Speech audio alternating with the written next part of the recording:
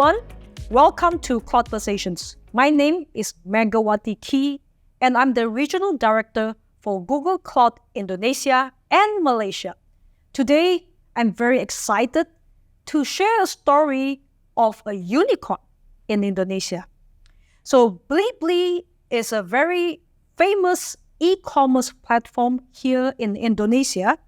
They have launched in 2011 with a commitment to empower Indonesia's economic and business sectors. By building an integrated omnichannel ecosystem, their mission is to enhance the shopping experience by being customer-centric in their delivery of goods and services. To meet the evolving needs of the modern tech-savvy Indonesian customer, they've built an integrated omnichannel ecosystem that fulfills almost 90% of Indonesia's potential spending across everything from daily staples to furniture, even supporting utility bill payments. I myself is a very ardent supporter of Blibli by being one of the top customers in their platform. So here we've invited Sekar, who is the CTO and Head of Engineering at Blibli, on the success of this platform and how they have kept customers like me to keep on coming back. Hello, Sekar. Hi. Hi, thank you so much for joining us today. Really, really happy to see you. Thank you. Thank you very much for having me. How are you today? Doing very good. Doing very good. Thank you. Great. So as a start, would you like to give us a quick introduction? So I'm Shekhar. I've been with Blibli now for almost 4 years, and my responsibility is that of all of engineering, the technology, defining what technology needs to do for the next couple of years, plus also worrying about the execution and making sure that customer satisfaction is topmost as our priority for all of our engineering. In Indonesia, we are such a big population. It's a very huge market, the biggest economy in Southeast Asia. Can you share with us how you've become an inseparable part of Indonesian people's everyday life?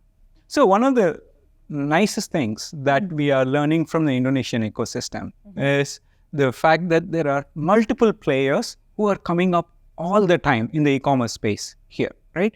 And what is happening is that all of these players are actually keeping us on the toes such that for our customers, we are providing as much personalization as possible. So what are the challenges that you are solving for the e-commerce ecosystem right now? The news of Gen AI has kept us on our toes in the past few months, right? So that is something that has been of extreme interest to us. Yes.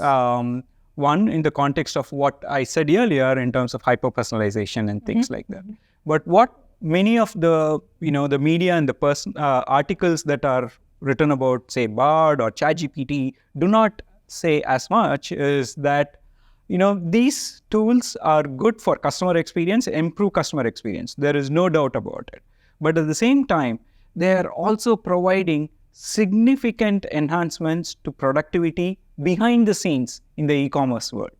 They are improving seller experience. They are not just improving user experience, seller experience. Okay. They are improving supply chain experience. They are making us much, much more productivity in customer support, in fulfillment, in sellers, and so on and so forth. They don't get as much attention in the media as possible. So these are the types of things that are challenges that are coming to us, and we are solving it using tools like Gen AI today. So you brought up a very interesting question. A lot of people are asking me, saying that, hey, ChatGPT versus Vertex AI from Google. I understand that you've tried both. Can you share your experience and what is the comparison? Sure. So we have actually launched a shopping assistant in our app for a limited set of users. So in developing the shopping assistant, we have tried both ChatGPT and of course, we have also tried Google. So our experience has been extremely positive in using the Google tools. In fact, I would say that when I look at it in terms of our experience as a developer, using the Google ecosystem has been much easier in terms of the APIs, in terms of the performance, in terms of the scalability and things like that when we use Google. Much easier. Primarily because I think Google, of course, took slightly longer time to get it, but then their engineering prowess and the ability to build products for millions of users and for scale. We have a lot of experience in doing that. Absolutely. Yes. Has really helped us build the APIs that Google is exposing for us to be able to use it much easier. It makes developers much more productive. Yes. It makes it much better in terms of performance and scalability, in terms of monitoring and so on. And these are things that we are able to see in our building the shopping assistant and so on. Can you share your thoughts about Google's positioning on generative AI versus the other players in the market? I know Google was slow entering into this game compared to the other players. There is no doubt about it. But with Google's engineering prowess of building solutions for millions of users, which are high quality, stable, and scalable, what we are seeing with our use of Google's Gen AI solutions is that here is a solution that is going to be much more scalable, much more stable, and much more performant.